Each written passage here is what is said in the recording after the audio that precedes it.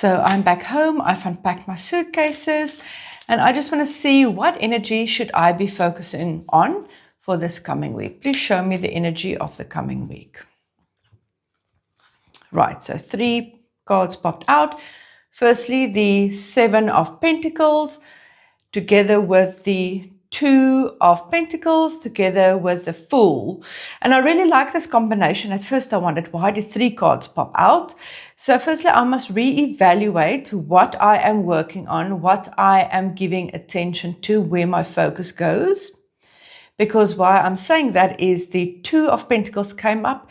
It is the looking at where you spend your time management, weighing up different options. And the Fool is new beginnings, something new. So I feel that I'm being called to this week to look at what I've been working on up till now, weigh up what works for me, what doesn't work for me, and start something new. Go with the path where I feel called to go and start something new this week, a new energy. Thank you.